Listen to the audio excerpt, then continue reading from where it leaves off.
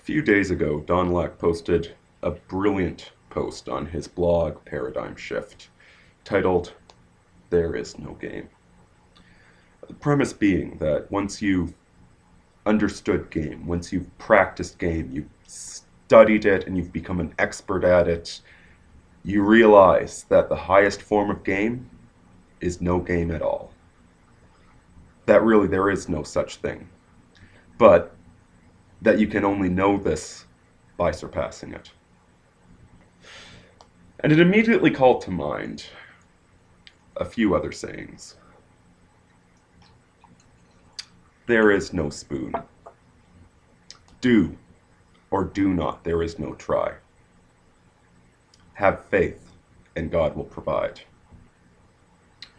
And you know, that last one upsets atheist cult so much. And I can already hear their rejections of it. If God will provide, then why does evil exist in the world? And it all boils down to this complete misunderstanding of high strategy. Because strategy is this upper level mathematical thing that governs our life. That is so true that when you stop trying is when you succeed. When the student is ready, the teacher appears. That life has a way of sorting itself out when you're doing what you need to be doing already. But see, all of this high-level strategy seems to contradict yourself if you only hear the surface level. If you try and apply it down at the dirt of your feet, crawling around in mud, it makes no sense. And yet there is this very real pattern that governs the lives of men. Now, this is my copy of Robert Greene's 48 Laws of Power, and I got it on sale for $10 way back in the day. I was fortunate enough to actually be an administrator on the man's forum, back on the Rudius Media Board. I'm sure he doesn't remember me at all. An absolutely brilliant man, the modern-day Sun Tzu. I am such a huge fan of his books. Although I will say that this one is my least favorite. You see, the 48 Laws of Power is about being a courtier or a politician, which is really the furthest thing from my interest. It's about how to accrue power within an organization. The Art of Seduction is absolutely amazing, and I do have a copy of that on my shelf, but that has become so internalized that I really can't tell you where that book ends and I begin. And as for the 33 Strategies of War, my favorite of the 3 that I've read, he does have a 4th book out, that disappeared into the list of books lent to friends who never returned them. But the 48 Strategies, or the 48 Laws of Power, although not the book that most strongly applies to my personality type and what I'm doing with life, is still just as amazing as the rest of his works. And it's also the perfect example of how strategy, whether it's Sun Tzu's Art of Warfare, if the Hagakure, which is, I suppose, more culture than warfare, or the Book of Five Rings, how none of these things make literal sense. These are not bits and pieces that can be diced up and analyzed.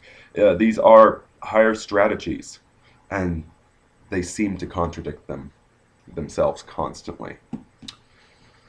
So I was going through the 48 laws, and I wanted to find a few that were the most obvious contradictions for you. So, contradiction, the first one. Law number 26. Keep your hands clean.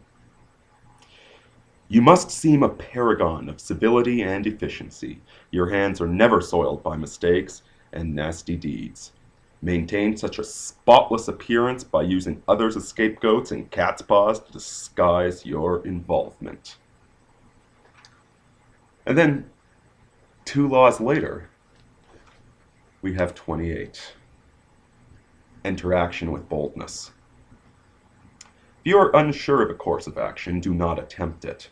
Your doubts and hesitations will infect your execution. Timidity is dangerous. Better to enter with boldness. Any mistake you commit through audacity are easily corrected with more audacity. Everyone admires the bold. No one honors the timid. The SAS will tell you all about that. But see, here you have these 2 laws that seemingly contradict one another. To keep your hands clean, to not get involved, but then to take decisive action. And on top of that, they both come along with reversals. Every law in this book, with one exception, do not associate with negative people. Every law has a reversal, a time when you need to do the opposite. And so these seemingly contradictory laws that have their own reversals, they're meant to be applied at different times for different reasons. And the full exploration of when and why those times are, you're not going to find that in a scientific manual. Now the second set of laws. Law number 41. Avoid stepping into the great man's shoes. What happens first always appears better and more original than what comes after. If you succeed a great man or have a famous parent, you will have to accomplish double their achievements to outshine them. Do not get lost in their shadows or stuck in the past, not of your own making. Establish your own name and identity by changing course. Slay the overbearing father, disparage his legacy, and gain power by shining in your own way. Trudeau's son could really benefit from hearing that. And Law 46. Never appear too perfect. Appearing better than others is always dangerous, but most dangerous of all is to appear to have no faults or weaknesses. Envy creates silent enemies. It is smart to occasionally display defects and admit to harmless vices in order to deflect envy and appear more human and approachable. Only gods and the dead can seem perfect with impunity. So here you have it. Your godlike father, that you have to do twice as much work to outshine him, and yet you should never outshine the master, which is law number 1. And specifically not him, because in death he can be perfect, whereas you must always have frailties. And yet you can't have frailties, or they'll be exploited.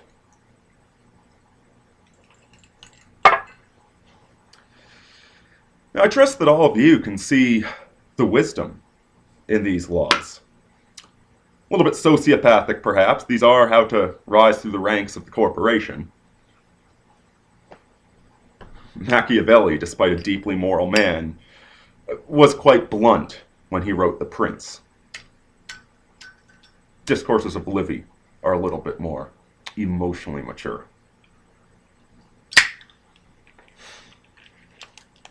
So you can see the wisdom in these, and yet also the contradictions. To try and put these ideas in any sort of context where they would make sense, you're only going to find that in fiction. It's one of the funny things about the universe, or maybe just our way of approaching the universe, the particular unique way that the human mind works. Despite all our pretensions, we're not creatures of science, we're creatures of magic, of story and narrative structure. And so long as we try and be pure creatures of science, we can never rise above it. This is what Don Lack was trying to say about game, that for the young man, you need to fake it until you make it. You need to walk around in your father's shoes. You need to use these artifices to bolster yourself to finally become the man that you will be.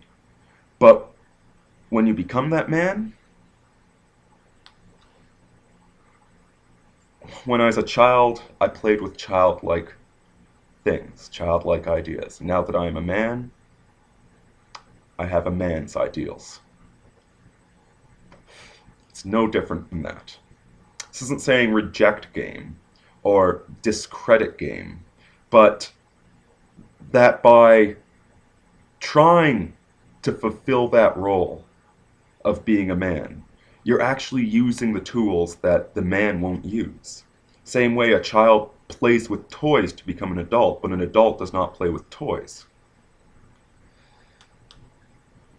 That there's this possibility for greatness in us, but eventually we all need to put down a child's playthings.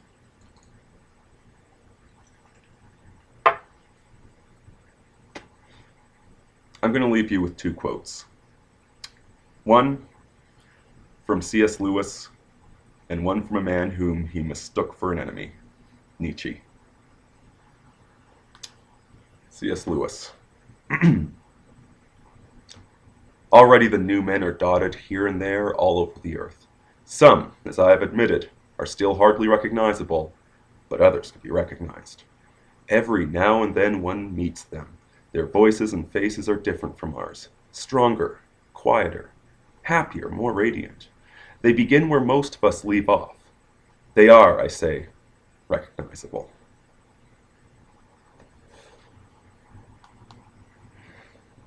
And from Nietzsche. The earth is free even now for great souls. There are still many empty seats for the lonesome and the twosome, fanned by the fragrance of silent seas.